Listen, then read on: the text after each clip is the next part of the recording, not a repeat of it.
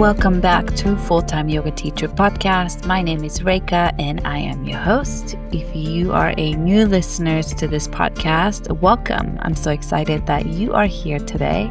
And if you are a returning listener, I am so grateful for you for keep coming back and listening and tuning into the podcast. So if you're new, Full-Time Yoga Teacher Podcast was started 2 years ago because I wanted to hear and share the stories of other full-time yoga teachers across the world of how they're making this into a reality. Like, how are they able to make teaching yoga, their passion and their love, into a career? How many yoga classes do you have to teach to be a full-time? Do you have other streams of income? What was the transition like from your previous career to being a full-time yoga teacher? So these kind of questions were the questions I had when I started out as being a yoga teacher, and I wanted to learn from other teachers who's been doing this for a long time. So that's kind of how this podcast was started, so I can interview all the amazing yoga teachers from across the world and share their journey and the lessons they have learned along the way. So I hope you're enjoying all the conversations I have been sharing lately. This past weekend, I went to Savannah, Georgia to have like a girls' weekend with a group of amazing women that I get to see about once a year.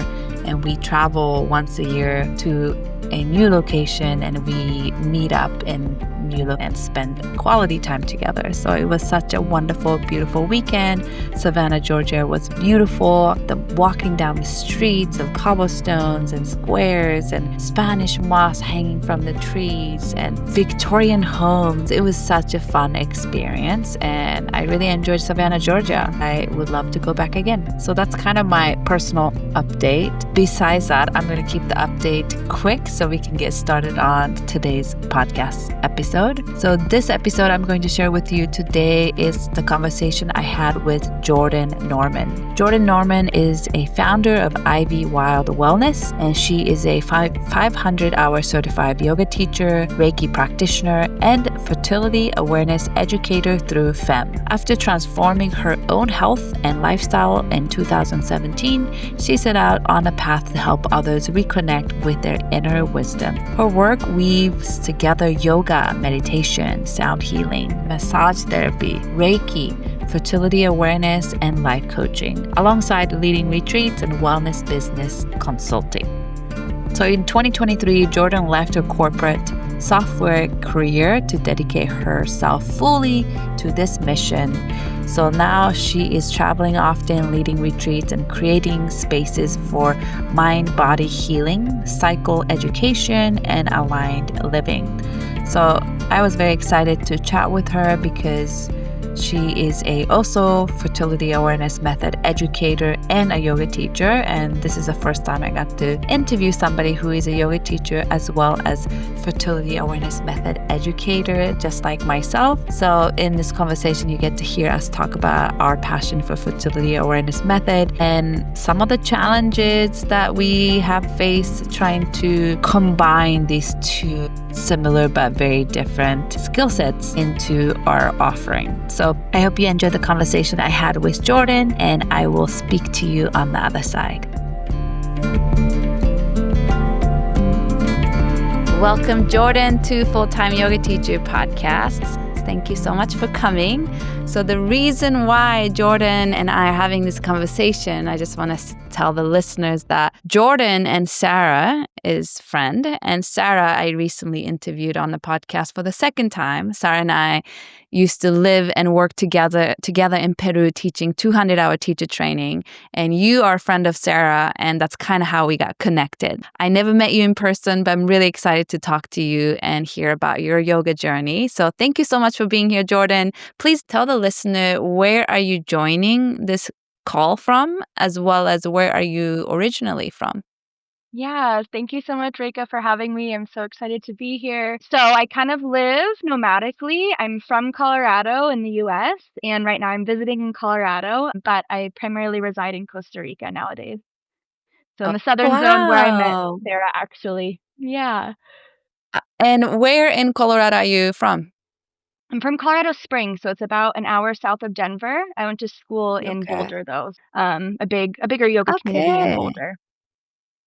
Yeah, yeah. So I used to live in Fort Collins, Colorado. Oh, I didn't know that about you actually. Okay. Fort Collins is Yeah. I beautiful. Yeah, hour north of Denver. So I went to middle school and high school there, and I left and moved to California after high school. Oh, So okay. Colorado has a special place in my heart. I didn't appreciate it when I was younger, and I think now I have a whole new appreciation for the beauty of Colorado, that when you're younger you just want to get out, but now that I'm older, I'm like, "Oh, I'm so glad I spent that time there." Yeah, I relate to that a lot, just taking the backdrops and the mountains for granted, and then you come back and you're like, "Oh my gosh, it's beautiful here." Yeah, yeah. So maybe let's start with I'm just so curious and interested in how the nomadic part. You live in different places and your home base these days seems like Costa Rica. But before we get there, let's kind of start with like, how did you first get introduced to yoga and when was it that you started practicing? Yeah, that's a great question, and I love going through this question. So the first yoga class I ever took was in 2010. I was 14 years old, and I really got into yoga because of the physical aspect, the asana, which I think so many of us do. I was a competitive cheerleader, but really more on the gymnastics tumbling side of it. And so the yoga aspect seemed like a great complementary physical rehab. You know what I mean? So with the muscle engagement and just the restoration of the poses. And so I got into it for that aspect. Practiced on and off for probably 5 years, and then I took a yin class later on in college in Boulder, and that's where I really fell in love with the more mindfulness aspect, and I remember leaving that yin class feeling so clear-headed and so grounded, and so that's what kept me really becoming more of a consistent practitioner and then eventually going through teacher training. Mm. I love that you used to do gymnastics. That's really cool. Yeah. I know some teachers who, I think a lot of teachers that I know come from dance background or gymnastic background. Mhm. So, with your experience of starting yoga with gymnastic background, did some of the asana come easy to you? Yeah, I think so one of the biggest misconceptions we all hear with yoga is I'm not flexible enough to do yoga or you must be flexible if you do yoga. And so, I Mhm, mean, yeah, that misconception came easier going into yoga being a gymnast. And so mhm, yeah, I was more flexible with that background. And so that aspect mhm, of yoga came easy. Of course, that's not the only foundation of yoga as we know. mhm. But the physical poses and just that awareness of my body and that hand-eye coordination, that definitely came Yeah, easy with the practice. But yeah. I'd say the mindfulness and the breath work, all of that was so foreign to me, and I grew up Catholic Mhm, as well, so just hearing those different aspects was definitely more foreign. So the physical mhm, asana, yeah, I'd say was easier. My first class was actually a hot yoga class, so very different from mhm, what I now practice and teach myself, but it was a good mhm. foot in the door with yoga. Yeah.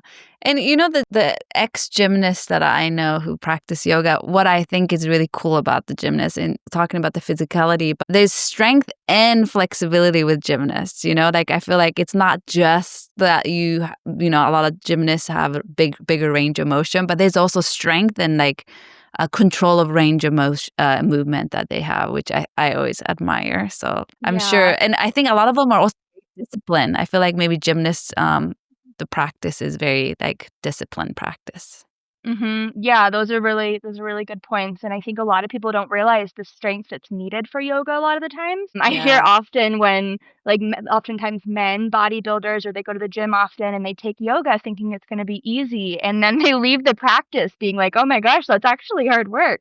And so that's a very good point with, yeah, the strength aspect of gymnastics and yeah, the Yeah. discipline. Gymnastics can almost be really rigorous, like, I almost wanna say military style. The coaches are very, Mhm. very rigorous with the conditioning and with the hours and with the regimens, and so, yeah, that's very, very true, and depending on the lineage of yoga, it has kinda that rigorous Mm. foundation as well, so those are 2 very good points that I honestly didn't really think about before with that connection. Yeah, and definitely I feel like sometime a bodybuilder will come take my class or like a gym goer will come take my class with big muscles, but I see them like shaking in plank and stuff, so it's a Yeah, different kind of strength and muscle than like a typical gym, like building muscle sizes, I feel like with yoga, and I'm sure with gymnastic totally, and dancing too. So totally. when did you become a yoga teacher and, where was your 200 hour? How did you decide that you wanted to become a teacher? Yeah, so the first yoga class I ever took was the same studio I then went and got my training at, actually. So the Mhm, first class was in Colorado Springs. I left, it's called Cambio Yoga. I left and mhm, I went to school in Boulder, traditional university, college, was practicing some yoga on and off, but I wasn't thinking I was going to be a teacher. That wasn't really my goal or my mindset. I eventually graduated college. I went into software engineering or software project management, somewhat engineering. And then I moved back to Colorado Springs for that job. So I started going to yoga really consistently again because the stress of this tech job was really mhm, demanding. And then I remember one of the teachers mentioning yoga teacher training at that studio at Cambio, and it just felt right. It felt in my soul like something I wanted to do. Not necessarily for the teaching aspect, but I think a lot of teachers go into yoga teacher training wanting to learn more about themselves or learn more about the foundations of yoga, and then they end up being teachers at the end. So that was kind of my story. I was in a really dark place mentally and really unhealthy and mhm, really unhappy. And so I wanted to learn more about the practice, learn more about the other seven limbs of yoga besides just asana. And so mhm, decided to take teacher training for that reason at the studio I took my very first class at, and then I just fell in love with the practice and with teaching. So that was in 2018. I did my 200 hour through them, and then I mhm, went kind of right into my 300 hour in 2019 and did my internship with them and taught with them for a while, and then branched off and moved out of Colorado. But yeah, full circle mhm. with the first studio I ever took my first class at, and then did my teacher training with. Nice. So you said you were working already as a was it engineer? What were you doing before? A software project manager. Okay, project Mhm. manager, software Yeah. project manager. Mhm. And then becoming a yoga teacher, going through the 200 and 300. And I think I read on your bio that you became full-time more recently. So were you still juggling both full-time 9 to 5 kind of jobs and teaching Mhm. yoga on the side for a while in the beginning? Yeah, so I quit my tech job in April of 2023, so just over 2 years now. Yeah, I was Mhm, teaching alongside, so I did the 9 to 5, more like 7 to 6, but the 9 to 5, mhm. for years with that, and then I would teach yoga at Yeah. night at the studio, but also I was teaching at a drug and alcohol rehab at a gym. Oh, So I was uh-huh. teaching probably 5 classes a week in conjunction with that 9 to 5. Yeah. That 9 to 5 never felt like my sole purpose. It never felt like it was Mhm. aligned with me. It was just kind of the right thing to do, right? And so I tried Mhm, to stick with it for so long, and then April of 2023, so I guess backtrack, August of 2022, I went through a pretty bad breakup, and then my grandma died the following January, and my grandpa asked if I could help him drive to Alaska. My 9 to mhm, 5 wouldn't let me take the time off to do that. I already kind of wanted to quit. My ex didn't support me quitting, and so kind of just that series of events allowed me to quit mhm. my job and then really fell in love with teaching yoga full time. I didn't know if I could do it logistically, financially, all the things, but I Yeah. just took that leap of faith, and then I haven't gone back since, and it's worked out great. Amazing. Well, first of all, I wanna ask, how was the road trip to Alaska like? Yeah, it was great. It was, 3,500 miles, from Yeah, Colorado all the way there. So it was, I mean, it was life-changing, obviously, but it was great. It was beautiful. Driving through Canada is just breathtaking, and the amount of yeah. wildlife you see is intense, but it was a long trip. It was, like, 9-hour days driving. It took us a week to get up, but it was Wow. amazing. How was it life-changing for you? Well, one, it was with my grandpa. I've always had a Mhm. super strong relationship with my grandpa. The obvious life changing is that was kind of the catalyst that got me to quit my Yeah, job and do yoga full time. So that was the biggest life changing event. yeah. But then just seeing the beauty, connecting with my grandpa, being able to slow down, like having 9 hour Mhm. days driving is a lot. but it Yeah. really forces you to be in the present moment. And then also it's a little stressful driving 9 hours a day. So it forces you to have that morning Mhm. routine, that breath work, that pranayama to really get grounded and centered to be able to do that 9 hour drive. So many Yeah. different ways.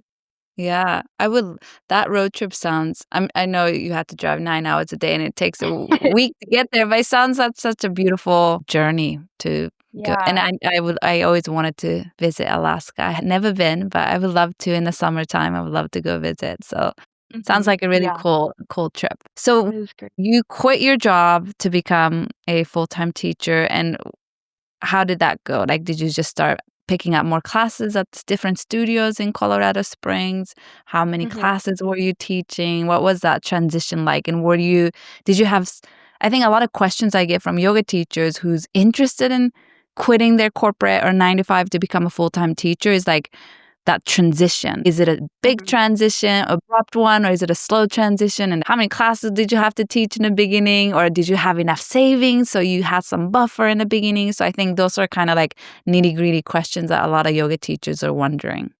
Totally, yeah, and there's so many things with that that I could answer, so I'm like, "Where can I jump around to? Bear with me." But, Yeah. I guess from the start, I knew I didn't wanna go back to corporate, but I gave myself that option. So I said, "You know, if Yeah. it doesn't work out, I can always go back." I didn't want to, but I always could. So there was kind of like a safety net mindset with that. Yeah. I did Mhm. have a decent amount of savings when I quit, but I didn't wanna Mhm. use it obviously, but I did, so that also helped. When I quit, I Mhm. also knew I wanted to move out of Colorado eventually. I knew that this wasn't my home anymore. So I also traveled a little bit. So with me, originally, I did travel a bit. I did some yoga trade stuff, which is also where Sarah and I align a lot with our stories. I guess your listeners probably know what yoga trade Yeah. is, but if they don't, it's a website or a platform you can find yoga trade opportunities. So that's what brought me to Costa Rica the first Mhm. time, actually. And then Mm. traveling around a bit, did start picking up more classes in Colorado Springs, but since I was coming and going, it was a little more difficult to have a consistent schedule, a consistent student base here. But Mhm. because I was teaching alongside my corporate job for years, I knew that studio teaching and kind of hourly class teaching wasn't how I was going to cut it as a yoga teacher. Most studios Yeah. pay, as I'm sure you know, most studios pay really, really Mhm. low, and it's really hard to make a living as just the studio teacher, and you get really burnt out, I feel like, teaching Yeah. high levels of classes and high amounts of classes, so I just knew that that wasn't gonna be sustainable if I was just relying on studio or public gym classes, etcetera, and so pretty quickly, I was thinking outside the box with my corporate background. I started doing some corporate yoga seminars and mindfulness for employee engagement and employee retention. That Yeah. was great, and I love that. But with the economy, that's dropped down since. But in the beginning, Mhm. that was a good outlet and kind of more of a Mhm. cash cow for myself. More recently, I've got into hosting retreats, which I think has a lot more potential and a bigger market as well as a yoga teacher. So, Mhm. like, I could bounce all over the place here, like I said, but I think yeah, I think as a full-time yoga teacher, you have to think outside the box, and it's really difficult and has a high burnout rate if you just do public studio classes. Yes, for sure. So it seems like when you first quit your corporate job, you kind of first went to travel. You did yoga Mhm. trade, like you were teaching in another country as a trade for a while. Is that what happened? So, I quit my corporate job in April. I went to Costa Rica for a month in May. I found Yoga Farm, which is where Sarah did Nice. her yoga trade as well. Yeah. Found Yoga Farm in southern Costa Rica, and then was back in Colorado for a month, went to Alaska with my grandpa, was back in Mhm. Colorado for 2 months teaching, went to Thailand for a month, didn't teach, so it was really kind of all over Mhm. the place. And then the Yeah, yeah. following January of 2024, I accepted, more of a full-time job in Costa Rica teaching yoga at a resort.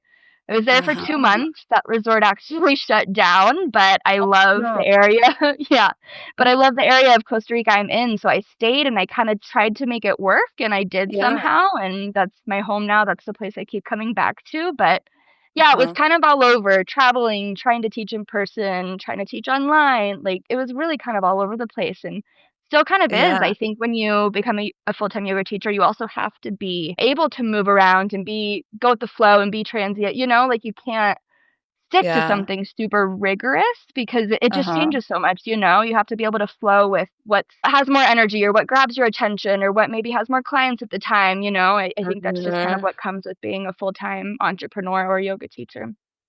Yeah. And when you were traveling and teaching, Mhm. and were those job opportunities paid opportunities, or were they trade, or was it like a little bit like stipend kind of thing? So was it enough to live in those countries, or did you still have to kind of rely on your savings or your own income that you bring in elsewhere? Yeah, so I think most yoga trade opportunities in other countries aren't paid. Most of them are free Mhm. room and board, free meals. And so it kind of depends what you're looking for, you know. When Mhm. I came back to Costa Rica, the job was paid under a resort, but most Mhm. places, when you work in a third or not third world, but foreign country, it's Mhm. hard to get work visas or it's under the table or, you know, and so Mhm. I think that's more difficult than is it enough pay. It's even just finding a job that either will sponsor you or you feel Mhm. comfortable getting paid under the table or you know what I mean? There's just kind of Yeah. it's a difficult topic or it's a difficult avenue and it's not super black and white in Mhm. that regard. But yeah, a lot of countries are also cheaper than the US. You know, I hate to say it, but it also depends on where you go, you know. I don't know if I could make a living living in the US being a full-time teacher, I'll be honest. Luckily, I don't Mhm. like living here full-time anyways, so there's that. Mhm. But I think that also plays into is where you're living and can that income support kind of where you're living. Yeah, yeah, for sure. Like if you lived in Boulder or LA or New York as a full-time teacher, you would have to earn a lot more than maybe possibly if you lived in certain area of Costa Rica or Nicaragua or Peru. It just living expenses are much lower, so you don't have to earn as much Yeah. to make a living there. So it seems like you found a place that you really like in Costa Rica that you initially went for a job, but their resort is no longer there. So how have you been able to find opportunities there since the initial job opportunity is no longer there? Yeah, so a lot of my work is online now. A lot of my work is online, Mhm, whether that's teaching yoga through privates or I do some online classes. When I come back to mhm, the US and I visit, I host in-person stuff, but mhm, a lot of my stuff is online now. Some more mhm. corporate seminars, some fertility awareness method training. Like I know we've talked Yeah. about offline, not on the podcast yet, but Mhm. a lot of it's online because, like I said, when you go to another country, it's difficult to legally work places as well. So, kind of Yeah. finding how you can work elsewhere while Yeah. residing there. Well, maybe share a little bit about how you were able to find these online clients. I'm curious about your corporate client that you have online or online, I don't know, private or yoga clients. Mhm. And then I definitely want to get into the fertility awareness part, but maybe let's stick to yoga for now. And like, how have Yeah. you been able to find those clients? And that's kind of like ideal, right? I mean, I feel like yoga teachers, like when we can find corporate clients, that's like when we're like, yes, like then it's usually well paid gig, and it's almost like a win when you can find something like that. And we really want to like keep them once we find them because it's also Mhm. not as easy to find them. It's a lot of time comes with like referral or word of mouth or some kind of network you had. So yeah, I'm curious, how did you find your corporate client and what kind of online, how often do you teach them? Yeah, so are you asking about corporate clients or just private one-on-ones group classes? It seemed like 2 Both. So questions let's, there. yeah, both. Share both. Yeah. Yeah. So with my private one-on-one clients and then my group classes, my online classes, my group clients, Uh-huh. a lot of those clients came from when I taught in Colorado, when I was in Mhm. person, making that relationship in person, and then referrals, word of mouth as well. So if they attended Mhm. my classes, kept in touch with them, added them to my email list, etc., they referred me to Mhm. their friends. And then since I don't live here full time now as well in Colorado, they love to see me online because they love to connect with me. And, you know, so making those connections in person, I think, is always kind of better than just cold calling or cold meeting people online. So they really Yeah. know who you are and you build that trust as well. Yoga can still Mhm. be an intimidating thing. And so when you Uh-huh. meet people in line and build that trust, I think you have a better chance of keeping clients definitely. Mm-hmm. Also Instagram. I honestly hate social media. I wish I could delete it forever, but unfortunately, it's just one of those things in life now that's necessary. So Instagram, I'll get some clients, not a ton, but I'll get some clients that way as well. And then with my retreats specifically, I have found a lot of my clients just through WeTravel, which is the third-party platform, booking platform that I use. So Mm-hmm. they just found me through that platform, which has been cool. I have a retreat coming up this weekend, actually. Well, by the time this podcast airs, it won't be this weekend, but Mm-hmm. 5 of those people just met me through WeTravel, and I'd never met them before. So I Mm-hmm. guess Facebook advertising, I would say as well, is a good place to meet clients. Mm-hmm. Also. And then for corporate clients, really, I don't know how helpful this is, but it's all people I met when I was in the corporate world myself. So Mm-hmm. it was no Yeah. cold calling, it was ex-coworkers or it was ex-clients when I was Yeah. in the tech realm that worked for a different tech company. And so it was, again, Yeah. people who knew me on a professional or personal level had met me either in person or with that company name when I was a project manager. And then they saw I left, stayed connected with them on LinkedIn, really not on my email list because they were kind of Mhm. two different professional avenues, but Yeah. stayed connected on LinkedIn. And then I messaged them, or two people actually messaged me once they saw I quit and became yoga full time. So Yeah. LinkedIn was really met in person and then connected through LinkedIn later on. I think you bring a good point of if you were in the corporate world before. Mhm. That's what I tell yoga teachers who newer teachers or teachers who's in the corporate already who's like, I want to become a full-time teacher. I usually tell them like, you already have such an amazing network because you're in the corporate world right now. So like reach out to those people, reach out to people that you used to work with or your old coworkers or your current coworker to see if you can offer yoga to their workspace, and like maybe that can be a great beginning to feel like ready to quit your corporate job if you can find a couple different like great gig and contracts, you know. Totally. So Totally. that's good to hear that you utilize that. And like you said, LinkedIn might be more of a great place for yoga teachers looking to find a corporate yoga opportunity rather than cold call or Instagram or places like that, because I feel like LinkedIn's, I guess, is a little bit more professional in terms of corporate world. Yeah, Yeah. definitely. And people can see you and instead of just an email that doesn't have a face to a name, or a cold Yeah. email.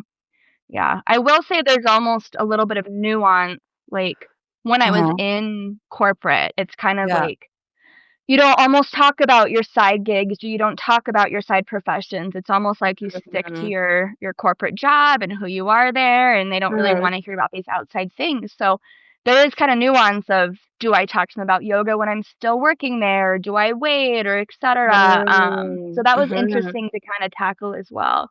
And then frankly, a lot of my coworkers also wanted to quit corporate, but they didn't have a different side gig or outlet to kind of dive Mm. into, and so I hate to say it, but a lot of my coworkers who I was close with, they won't talk to me now. So I wanted to keep those connections, but they won't because they wanna quit too, and they see me doing it, and Mhm. yeah, they wish they could, and so there's a lot of nuance with Yeah. that, frankly, Yeah. there is, and then nowadays with the economy also, I'll be honest, there's less corporate contracts because of layoffs, and there's just Mhm. the corporate mind, as much as we know mindfulness is great for so many different things, productivity, stress reduction, etcetera, the corporate mind doesn't necessarily see the benefit or the return on investment is what they would say. So 3 Mhm. years ago, I was getting a lot more corporate gigs, but now with inflation in the economy and layoffs, there Yeah. is less budget for that, from what I've seen at least.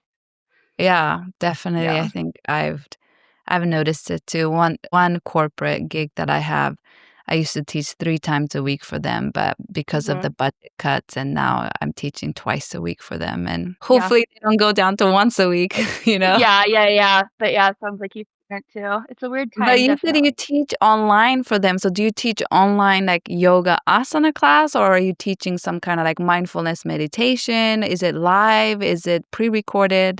Tell us a little Mhm. bit more about the online corporate. Yeah, so I'm not teaching consistently weekly for these clients. I'm more so doing Mhm. seminars. So it's Mhm. a couple hours once a quarter or once a year, normally for their mindfulness, or not, they don't have mindfulness week, they have wellness week. So employee wellness Mhm. week, where they get, Mhm. like, they have people come in and do blood draws and they come in and do this and that. And so normally it's for like a wellness week seminar. And so I normally sit down and I do an introduction to breath work is a big one that I do. And then I Yeah. normally do an introduction to chair yoga because it's Yeah. all about, in my perspective, taking out the barriers. A lot of corporate Yeah. people, myself included, when I was in that corporate role, they think it's too difficult to take some time for themselves, or they don't want to Yeah. step away from their desk because they have so many things to do and so many meetings to do. And so Mhm. taking out those barriers, even the idea of them having to step away from their desk and get on the floor on their yoga mat can seem daunting or like they don't want to do it. And so that's where Yeah. I utilize chair yoga a lot, Mhm. because they can just stay at their desk, they can just Yeah, come yeah. back, do warrior dance in their yoga chair or in their chair, not yoga chair. Yeah. And so normally it's a couple hours and we do intro to breath work. I'll do a slide deck, introducing what it is. A lot of people are just intimidated by the idea of it or by the words, the Sanskrit words. So Mhm. going through what it is, how it's helpful. Corporate people also, in my perspective, like a lot of science and data, and just the science of how breath work can actually help neurologically, the studies that have been done by like John Hopkins or the Mayo Clinic. So I go through Mhm. that. And then same thing with chair yoga, go through what it is, why we're doing chair yoga instead of floor yoga, how it can be just as beneficial. And then I typically send out those slide decks for reference also. And Mhm. depending on the client, they'll record it and then it'll be more intellectual property rights after. So those clients typically have a higher dollar amount associated with it. But that's Mm. typically what I run. It's more so like a once a quarter, once a year seminar versus a weekly class. I see. Thank you for Hmm. explaining that. Super interesting Yeah. to hear. And what Yeah. about your online, private or online yoga classes that you teach? Is that like a live Zoom classes or is it pre-recorded? How do you do those classes?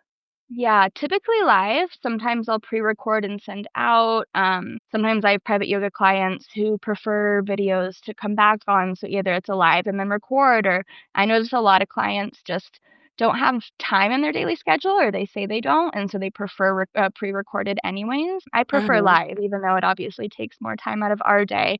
I think a big Mhm. thing of yoga is that personability, so I prefer live classes, but it really just varies on the client. I was Mhm. using this platform, um, I don't know if I should say the name or not, I guess I will, named Wimmy for a while. Uh-huh. I thought that I would get more clients through that platform as well. That's kind of how it was Mhm. marketed to me, but I did Yeah. not at all, Mhm. honestly. They added a lot of teachers to their base really rapidly, and so there was a lot of Mhm. saturation. So I was using them Mhm. for a while is my point. But now typically it's Google Meet, not Zoom, but I'll send out live links and then either record Mhm. them after. When I do teach in person, I'll typically also live stream. So Mhm. it's kind of two birds, one stone, and then I'm able to reach a bigger audience. But that's kinda Yeah. how I do it right now. Mhm. And then in person, And if I have in-person uh-huh. one-on-ones also. Uh-huh. Uh-huh. Do you have to leave Costa Rica every 3 months and come back for a visa purpose? You can stay there just as a tourist for up to Yeah. 6 months, and you only 6 have to months, okay. leave for 3 days. Uh-huh. 'Cause Yeah. many countries I feel like are 3 month, but that's nice that Costa Rica is 6 month. Costa Rica used to be 3 months, and they just Mhm. switched it the first year I went there, it was 3 months, even though I only Mhm. stayed a month anyways, but so they just Mhm. switched it last year to 6 months. Okay. Yeah. And But where then a in lot of Costa Rica? people Uh-huh. sorry, a lot Go of ahead. people, because Panama and Nicaragua are so close, they just go there for 3 days and then come back. Yeah, yeah. Yeah. And where in Costa Rica do you live currently? And do you have, like, apartment that you're renting monthly there? Yeah, so I live in the southern zone. It's this small town called Pavones. I love it. I'm really protective of it because it's kind of one of the only untouched places left in Costa Rica. Costa Rica's became really Mhm. overpopulated and overrun by tourism. And right now I'm renting houses. I plan to buy land and build one day. Yeah. But right now I'm just renting different houses every time I go back. Uh-huh, nice. Yeah. What is it like to buy a land in Costa Rica? Is it quite accessible for Americans to buy a land? So you can be any citizen and buy property in Costa Rica. You don't have to be a Costa Rican resident or citizen to Mhm, own land in Costa Rica, which is pretty cool.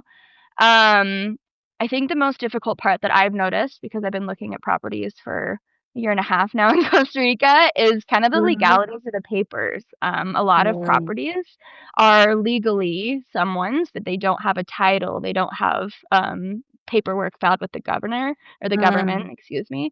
And the main reason for that is just because a lot of Costa Rican families can't afford to file that paperwork or yeah. pay the topographer to come out and do the survey of the land, etc. Mhm, And so that's mhm, been the most difficult thing that I've ran into. And a lot of mhm, locals are fine buying that piece without the official title. And a mhm, lot of foreigners even will do it, but myself, I don't feel comfortable buying the piece, and mhm. maybe that's my US culture in me, and the piece of land without official papers or titles. So that's the Yeah. thing I've came in contact with the most, and then Uh-huh. also, most people do cash pay for a property. It's very Uh-huh. difficult to get a mortgage in Costa Rica, and it's Uh-huh. also 10% default interest, so that's Uh, difficult as well. So uh-huh. a lot of people are older and they'll sell their houses in the US and then they'll be able to buy property in Costa Rica. Property in Costa Rica is a lot cheaper than property in the US. Food Uh-huh. in Costa Rica, gas in Costa Rica, way more expensive than the US, honestly. Really? Doesn't really depend where you are. The tariffs in Costa Rica are one of the highest in the world. But Mm, property and rent and buying property is a lot cheaper. So there's that aspect. Yeah. interesting. And what is it about Costa Rica that you are so drawn to? Yeah, really, it's just the culture and the people. I've Mhm, been back in the US for 2 weeks and 2 days, and I can just feel my skin crawling. I was having this conversation with my mom the other day. The culture, it's just so night and day. Like, when I'm in mhm, Costa Rica, I just truly feel like I'm able to focus on the important, simple things in life. And part of that has to do with where I live in Costa Rica. I don't live in a big tourist town. It's not super mhm, overrun by tourists.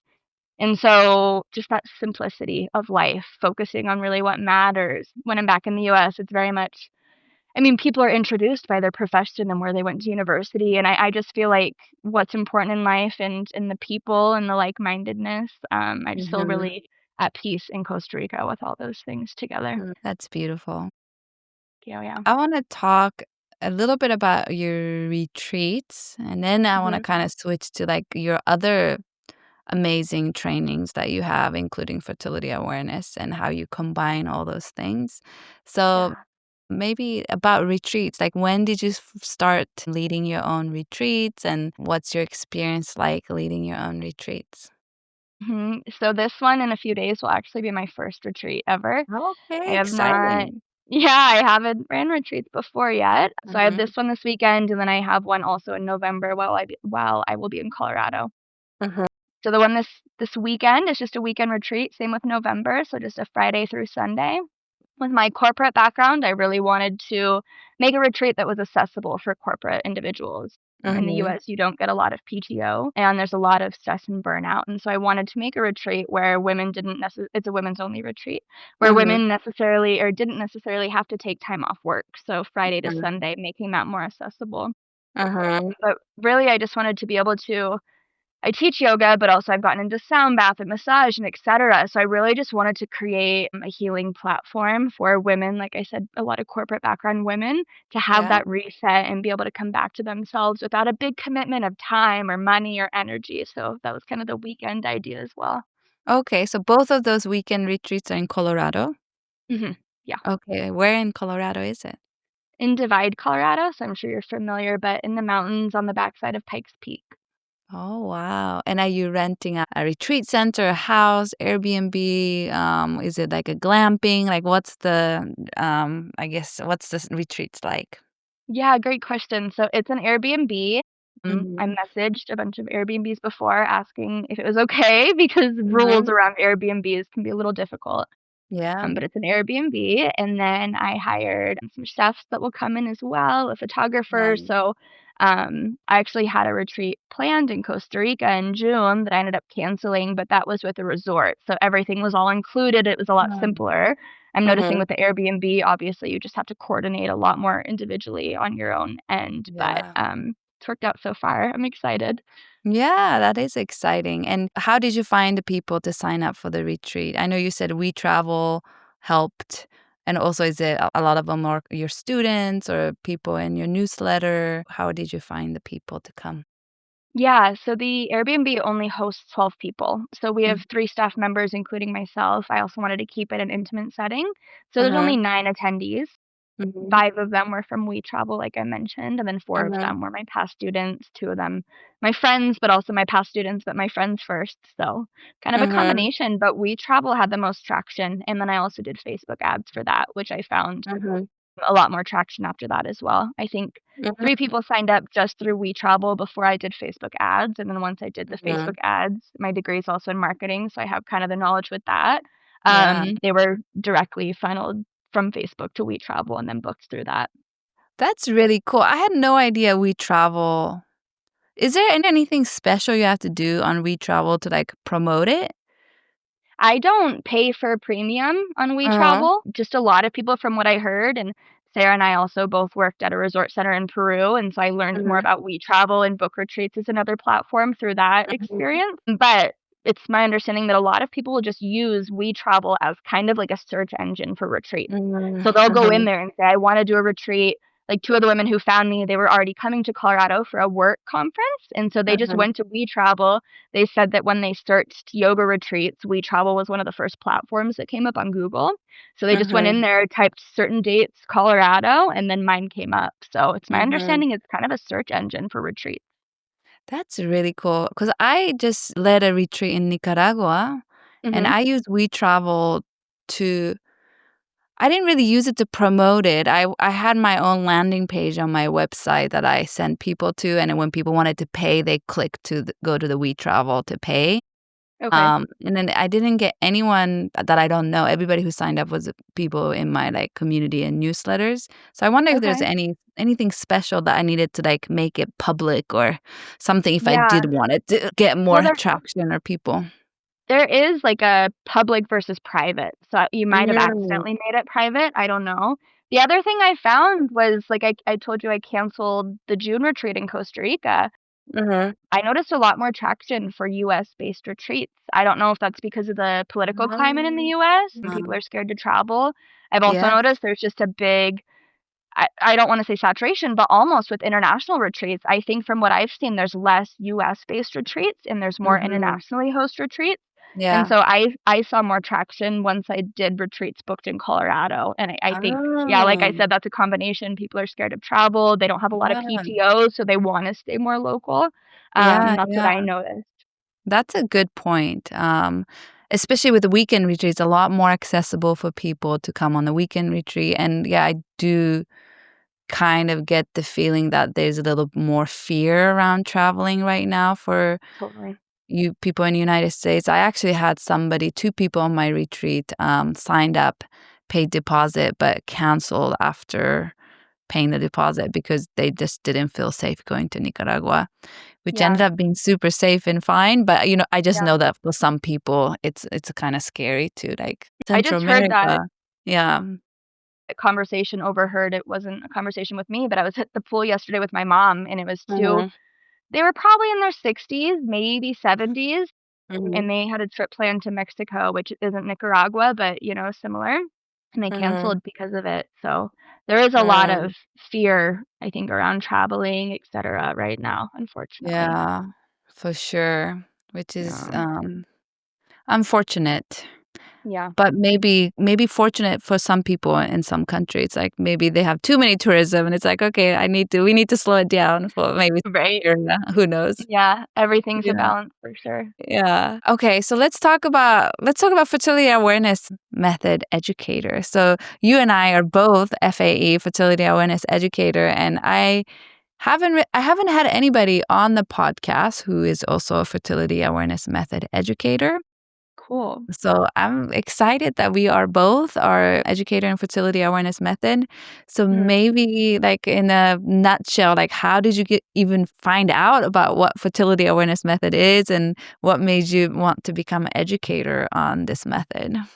Yeah, so I guess just like my yoga story, it could be a really long story, or I could try to make it short. I'll try to make it kind of condensed, but Yeah. and it's a really personal story. But I had been on many different types of birth control for years. I got on it when I was 14. I'm almost 30 now, and all of them just sucked, for lack of a better word. I was having crazy symptoms on. I mean, I switched from one type of pill to another type of pill to progesterone only pill to the patch to the ring. I mean, I tried basically all of them, the IUD, 2 different types of IUDs. I tried a lot. And all of them, I just had terrible symptoms, whether it was migraine headaches, aura headaches, cramping, heavier periods, weight gain. I just had all these symptoms. And at least in the US, gynecologists say it's not the birth control. Symptoms or side effects are very, very low on hormonal birth control. And my experience was not that. So that was always very frustrating. And so eventually, I got off hormonal birth control because I wasn't sexually active. I originally got on birth control in my teens for heavy cramping, which I know now as a fertility awareness method educator that cramping and heavy periods are very normal, and a lot of the Mm-hmm. times they regulate out in your teens, but I was just told get on the pill, it'll regulate, whatever. Eventually became sexually active. Stayed on it for a long time when I wasn't sexually active, just in case, which is crazy Mm-hmm. now. But anyway, so eventually got off of it because I wasn't sexually active. And then I had a partner I was tracking my cycle with one of the popular apps that I won't name, but they're in many lawsuits right now for being ineffective and also selling your Mm-hmm. data. That app told me I was not fertile.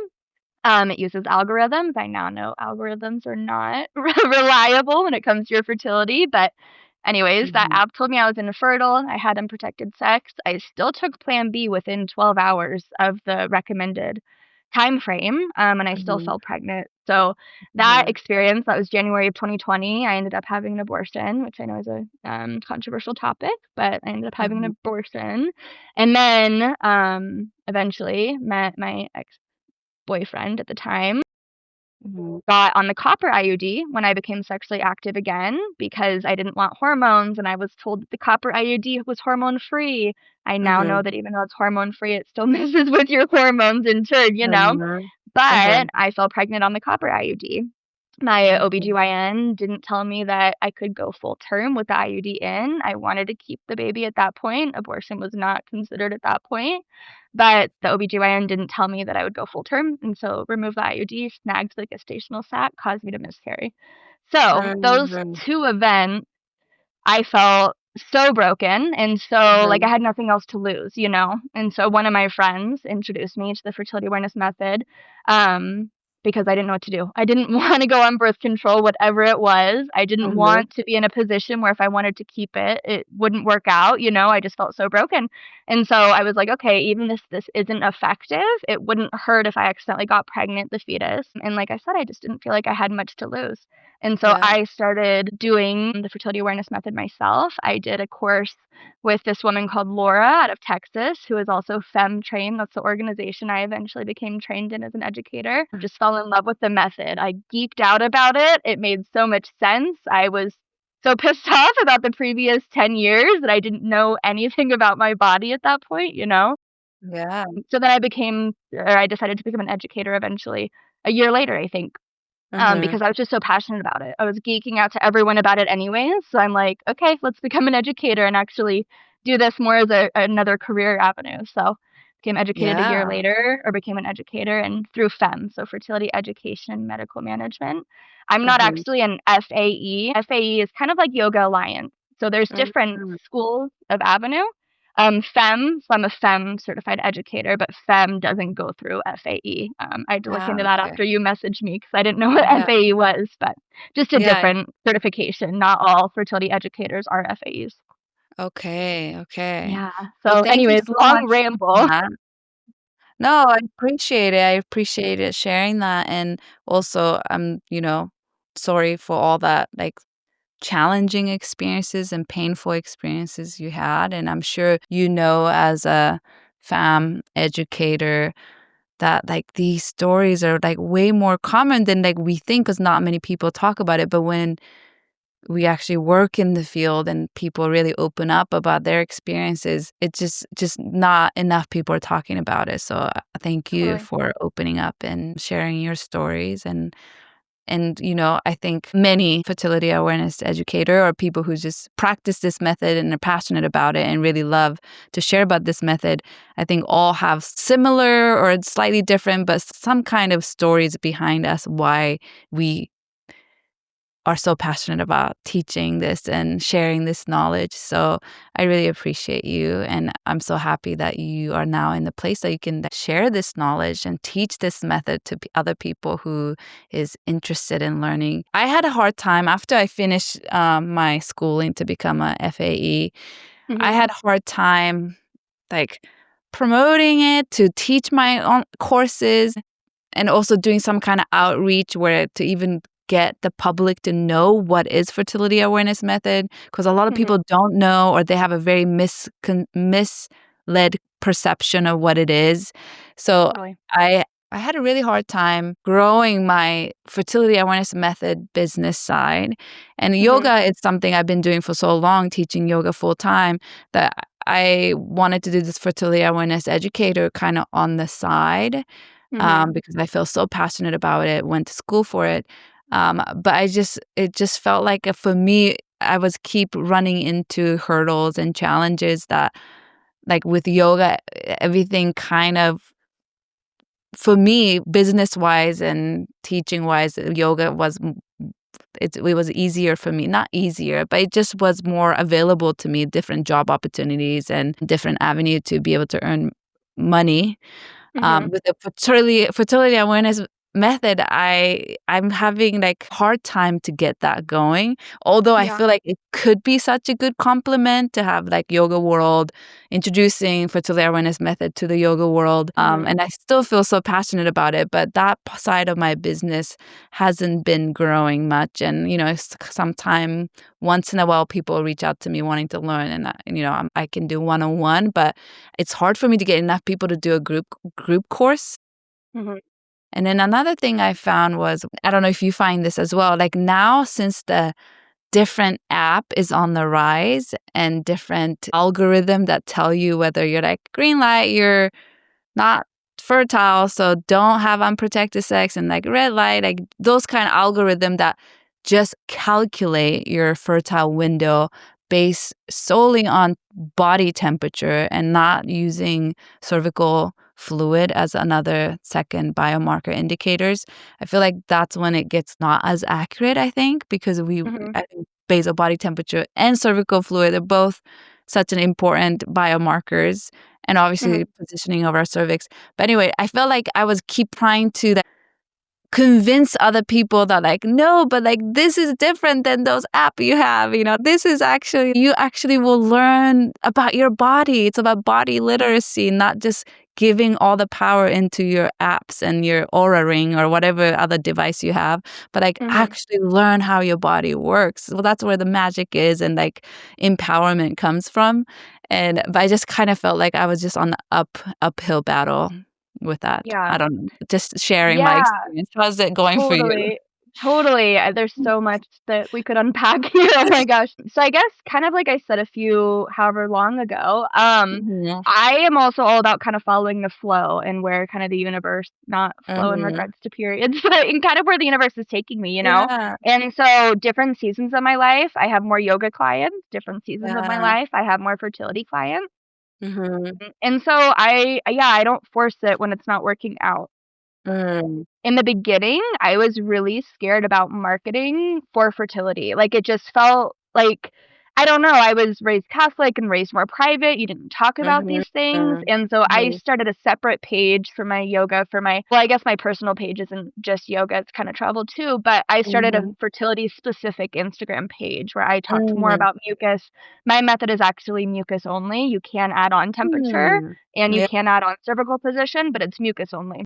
mhm, And so, anyways, my Instagram was more so talking about those things. From the beginning, I was really nervous just talking about periods and bodily fluids and fertility on the internet.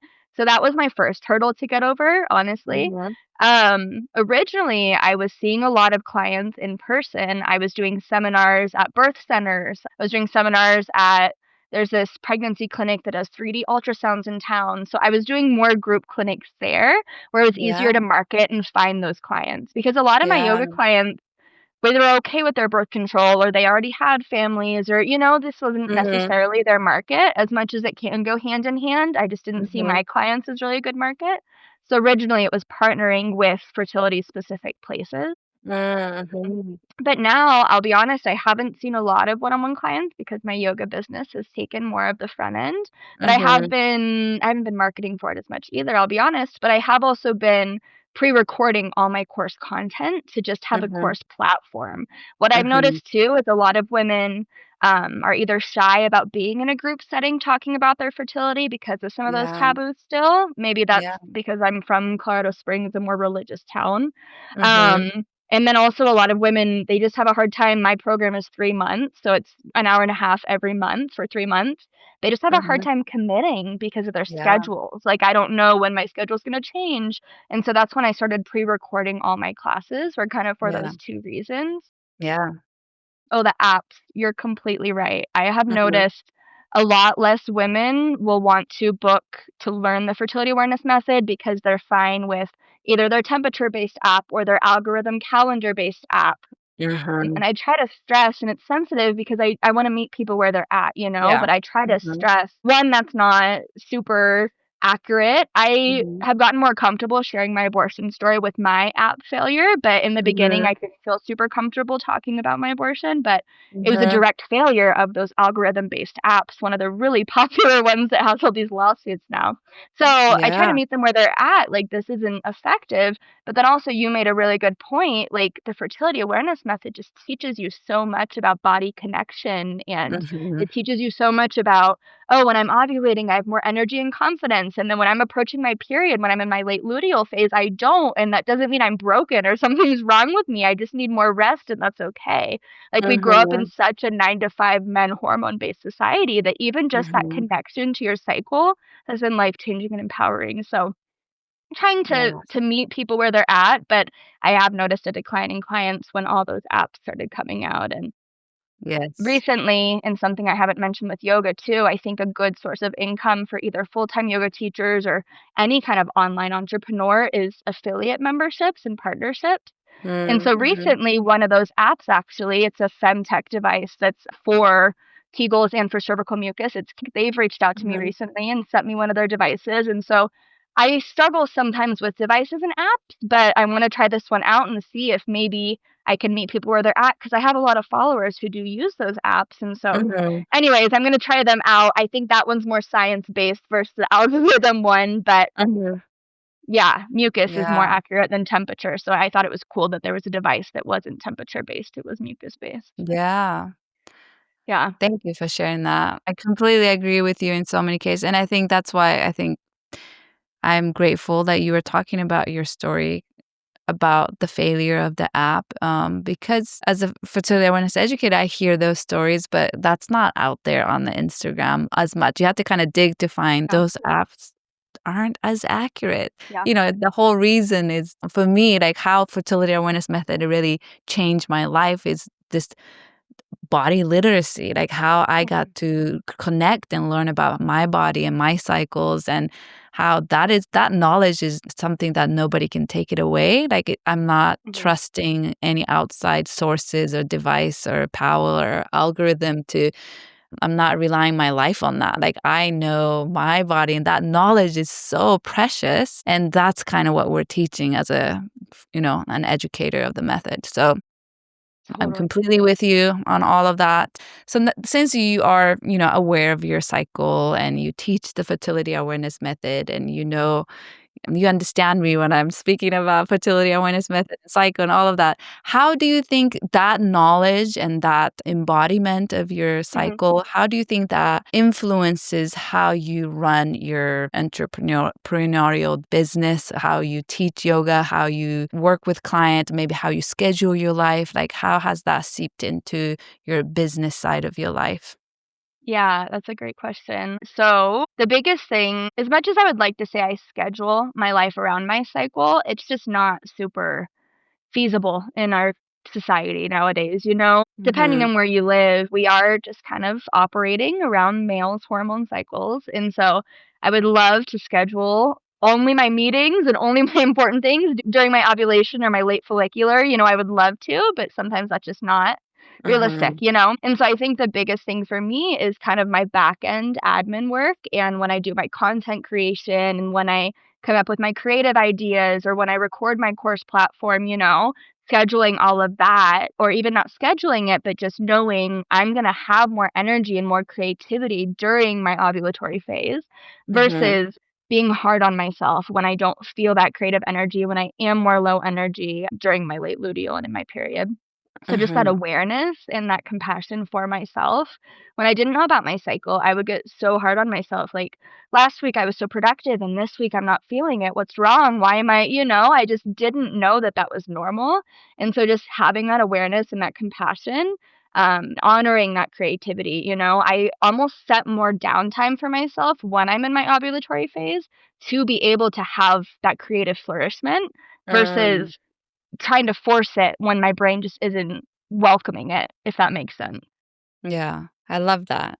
Yeah, Thank you it for would be great sharing if I that. could schedule all my stuff just during it, but Yeah, sometimes that's no, but I difficult, think you know? that's just more realistic, because Yeah, not always we have the like as a yoga teacher, if you work for studios, every Tuesday at 5 p.m. you teach a Vinyasa level 2, let's say, like right. that's set. You can't change that, but there are certain areas that you can have some space flexibility around in a way that can make it work in your schedule and your life. So Totally. I love it. Thank you for sharing that. Yeah. So I guess kind of to wrap up this conversation, this interview, I think what you're doing of traveling and living partially in Costa Rica and having your online business and having, goal of buying a property someday in Costa Rica, like people, yoga teachers listening to this, I'm sure a lot of teachers are like, I want to do that. Like, how is she doing that? So do you Mhm. have any advice for yoga teachers who might have similar kind of desire? Maybe they want to quit their corporate job. Maybe they want to live in another country. Maybe they want to dream of building their online business. So, any kind of advice you would give to those yoga teachers? Yeah, so I think my biggest thing and the biggest thing with my story is just following where life took me. As much as that big breakup and my grandma dying sucked, it allowed me to quit my corporate job. It was kind of the catalyst for me to do that change, Mhm. and maybe that's not as dark for some people, but even my abortion and my miscarriage, as heartbreaking as that was, it became the catalyst for me to be a fertility awareness method educator. And so Mhm. I think just a lot of times we try to force, and I was trying to force quitting my corporate job before I was able to, and it didn't work. And so instead of forcing, just flowing and saying yes to opportunities that arise, like going to Peru with Sarah, not with Sarah, but she was kind of Mhm. the person who gave me that connection in Peru. I didn't know anything about Peru, but I followed that call and it opened so many doors and I met so many people. And so I Mhm. think, yeah, following the calls when they come, even if they don't make sense, and just having an open mind instead of forcing things was really the biggest part of my story. And a lot of the heartbreaks did come into being my testimony and where I'm at. Yeah, I love that. That's so beautiful. Well, Thank you. thank you so much, Jordan, for coming on and sharing about your journey. There was a lot of great little tips and advices in this conversation that I'm sure listeners can take with them. And first of all, I want to say good luck to your retreat this weekend. That's so Thank you. exciting, and that's so soon. So I'm sure everything will go amazing. I'm not a retreat expert at all. I led two. One was before the pandemic many years ago, and then with another yoga teacher. And I just led one recently, a couple months ago, as a solo teacher. I had somebody helping me, but as a kind of like a main lead. Hmm. And I'm planning another one with another teacher for next year. With the tiny little experience that I have, is like I just realized like there's so much you just learn on the job. Like you can try to expect the worst or try to troubleshoot before it happens, but you have no idea when you kind of like starting something new, like leading a retreat, some big project like that. You just don't know what you don't know, no matter how many advice you get from people. So you just like learn on the job, and it just gets better each time. Is kind of what I got out of it. So even if it's not perfect, nothing is perfect. So I'm sure it's going to go amazing. And that's just going to give you more information for you to get better and better and better each time. So that's kind of what I'm hoping for with my retreat. And I'm sending you all the good luck. And I'm sure it's going to be amazing and fun and very special experience. Thank you so much. Yeah, and tell the listeners how they can find you, how they can reach out to you, or if there's any special online offering or anything else that you want to let the listeners know about. Yes, thank you so much. So the main place to find me is my website, ivywildwellness.com. On Instagram, you can find me at Adventures of Jordan Norman, my first and last name, and that's yoga and travel stuff. My fertility page is at Ivy Wild Women, and yeah, that'll funnel you everywhere else. All right. Thank you so much. I'll put all of those links on the show notes. And I really appreciate you taking this time out of your day to chat with me. And hopefully our paths will cross sometime in the future, in maybe in Costa Rica or maybe in another country. That would be amazing. Yes, that would be great. Thank you so much for having me. And yeah, feel free to come crash on my couch in Costa Rica. I'd love to show you around. Oh my God, I will definitely take you up on that offer. Great. Because it's always fun to go somewhere that you don't know about, that somebody who lived there or who knows more about that area. So definitely sounds like you really found a cool place in Costa Rica. So I would love to come see it.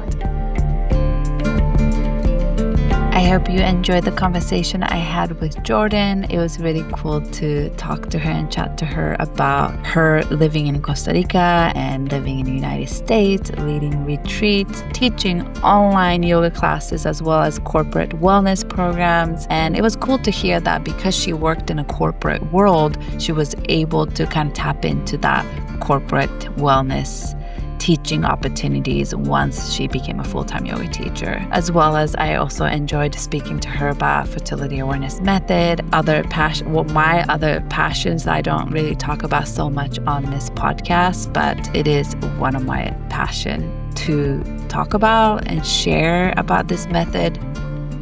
If you don't know what fertility awareness method is, I'll put a link on the show notes of the blog posts I have written about, as well as my website that kind of talk about what fertility awareness methods are. Yeah, but it was really nice to speak with Jordan. I hope her retreat went well.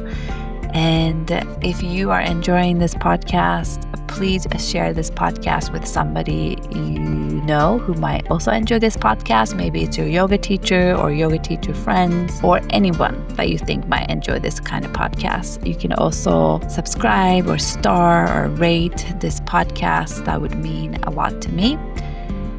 And if you have any questions or you want to reach out to me, you can always reach out to me on Instagram at Reika Yoga, REIKAYOGA, or you can always message me through my website, www.reikayoga.com. I hope you have a lovely week, and I will talk to you next week.